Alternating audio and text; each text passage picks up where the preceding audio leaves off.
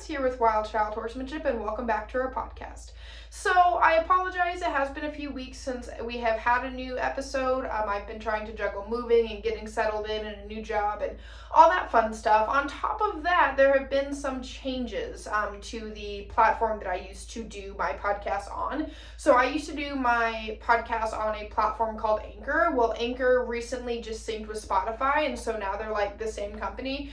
And Spotify actually does things a lot differently than Anchor does. And so it actually requires me to upload an entire video or an entire audio recording of my podcast. And Anchor kind of just let me record it on there. And so now I'm actually making full-fledged videos that kind of go along with my podcast so that you guys can actually like see my face and we'll have like a face-to-face conversation.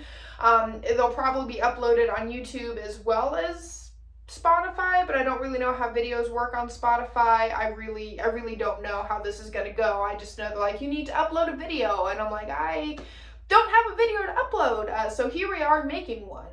Please bear with me as I'm going to do my best to make this a smooth adjustment into my brand new figuring out with Spotify. So here we are.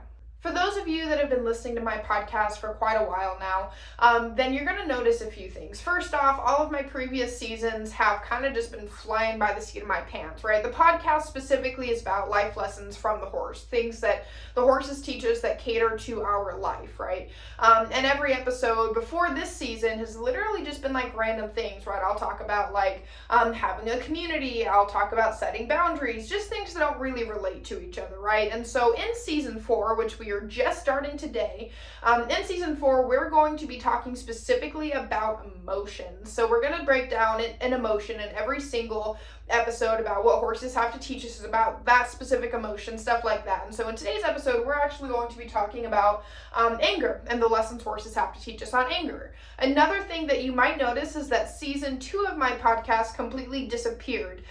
So I decided eventually that I was going to delete season 2 of my podcast because it was during a very chaotic time in my life and I strayed away from life lessons from the horse, and it just became random stories throughout my life, and I feel like it doesn't fit in with the rest of my podcast because I'll call that like my little mental breakdown season. So I just decided to finally delete that so we can just keep moving forward with the theme and the topic of life lessons from the horse. Not to mention it also kind of took listeners away from my podcast because they came here for the educational content and then they didn't get it. So season 2 has disappeared, so it'll kind of be weird because it'll have season 1, 3, and 4, but it is what it is. So now that we've kind of talked about updates and changes, we're going to jump right into the topic of anger. My career in the equine industry so far has been based around working with some extremely aggressive horses using science-based horsemanship methods. I've literally had horses from all over the United States sent to me that all struggle with extreme aggression. I've had ones from Maine, I've had ones from Nevada, I've had ones from North Dakota, Arizona, like literally people from all over the state have encountered some extremely aggressive horses and then surrendered them to me so that I could work with them. And I have had quite a large success rate with that. And one of the reasons I feel that I am so attached to these horses and like working with these horses is because I used to be a very angry person myself. And I've had 2 horses that kind of brought out that realization. Because I used to be like, oh no, I'm fine. But in reality, I was a very angry person. And so Delilah, I have an entire book about her. It's called Beneath the Surface. Delilah kind of made me realize that I was such an angry person. She helped me develop my passion for working with aggressive horses. And then I had Rebel. And Rebel is kind of who I'm going to be mainly using as an example in this episode because she's got a really powerful story behind her. And so we're going to be talking about that a lot today. Rebel's backstory is quite fascinating. So Rebel was a horse that came off the Havasupai Indian Reservation in northern Arizona. And if you guys don't know about the Havasupai Res, they are very well known for mistreating their horses. Like they have literally pushed horses off the edge of the Grand Canyon. They have done packing trips and guided trail rides with horses that were literally skin and bones. Like they are very well known for abusing the shit out of their horses, which is very unfortunate. And there's a lot of places out there trying to shut them down, and we'll just kind of see how that goes. But anyway, when the COVID-19 pandemic hit, the reservation made a deal with a trader in Wilde, Arizona, and they essentially gave him like 200 head of horses and were like, hey, if you sell these for us, we'll give you a commission for them. And so he proceeded to sell a bunch of horses, and Rebel was one of those horses. One of my clients ended up purchasing Rebel, brought her home, and she was just crazy, right? She was extremely aggressive. She'd charge, she'd rear, she'd bite, she'd kick. And they started kind of looking for different people who could potentially help. And a lot of trainers would go out, and on the first time they just dip, like, yeah, I can't fucking help you with that. And eventually they came across me, and with a lot of experience with aggressive horses, I'm like, let's go. And I'll never forget my very first time working with Rebel. I was able to rope her, and I kind of was just trying to see how she responded to pressure and everything. And she literally took me skiing around the round pen on my ass, and the owner was just, sitting to the side like, I really hope she doesn't die, and I hope she comes back. And, sure enough, I came back again, and he was shocked.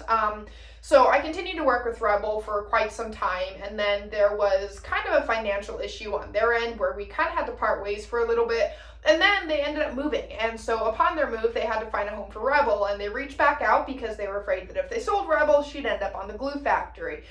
So I went and I picked up Rebel, I brought her home, and I shit you not, the next day she had a baby. This baby became known as Arrow. When I was first working with her, we really had no idea that she was pregnant, and a vet couldn't even get close enough to investigate.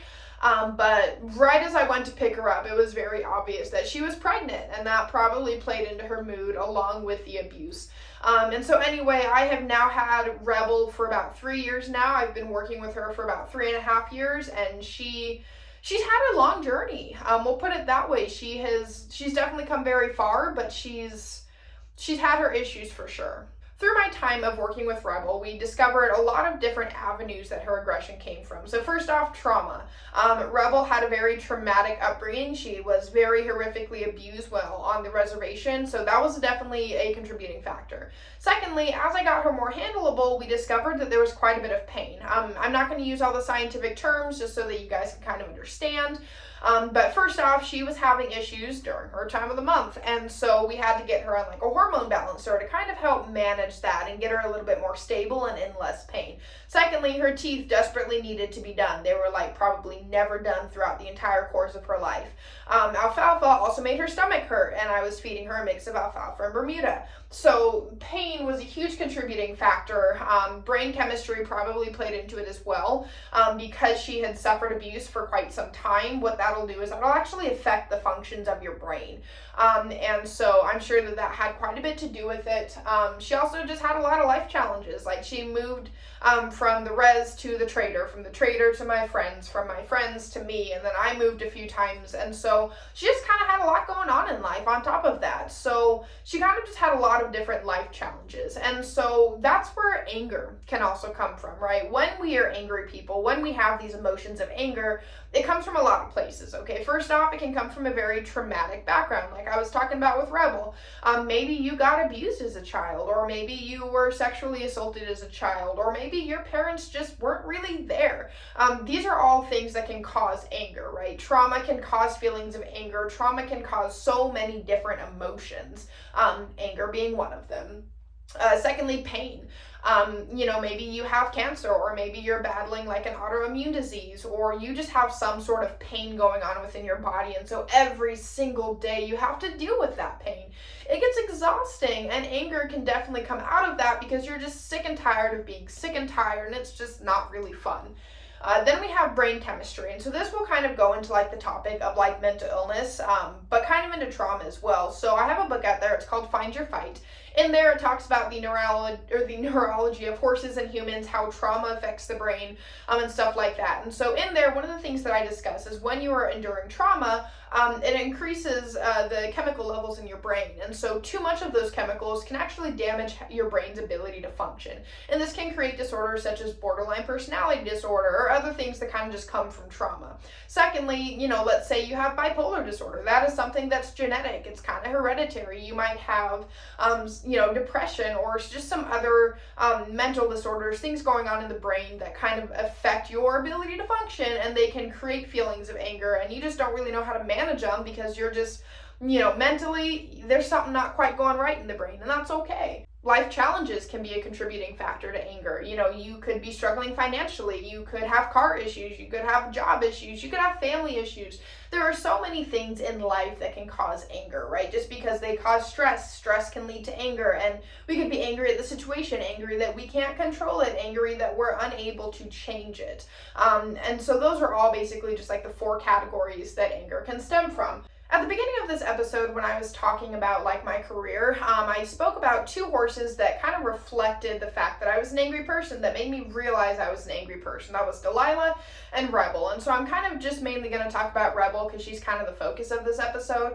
But horses will reflect their handlers, okay? And not only was Rebel aggressive and angry herself, but she made me realize that I was angry too. Because even as Rebel started to make progress, there were times where I was just pissed off.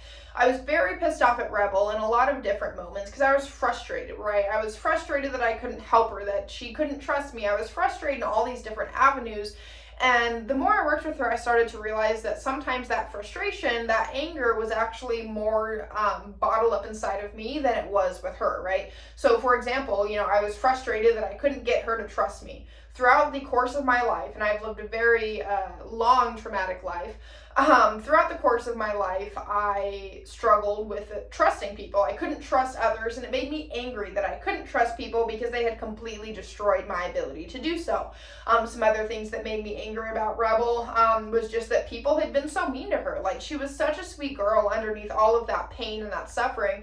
Why would anyone be mean to her? And this kind of, again, reflected my anger towards other people. Like, I had done nothing wrong. I was a child trying to make adult decisions, and it just made me angry. That unknown anger that I had, because I thought I had resolved most of this anger, and Rebel kind of showed me that I didn't, and I still had a lot of work I needed to do on myself. But when it comes to being an angry individual, sometimes we don't even know that we're angry, right? We're just so caught up in life. We're so caught up in things that we don't even know we're angry, okay? It's another day in paradise, right? And so we have to first off recognize that we're an angry person, right? We have to realize that we have bottled up anger, that we're not okay, that maybe we have these little outbursts, or maybe we're drinking, or we're doing drugs, or we're using all of these things to kind of hide our emotions, right? So that we can bottle them up inside, never have to deal with them. And so with that, you know, that's a way that people can cope with anger. And so we have to recognize that maybe the reason we're drinking, maybe the reason we're going out partying, or the reason we work all the time is so that we don't have to deal with the emotions that we have, right? We don't have to work through them. We don't even have to think about them.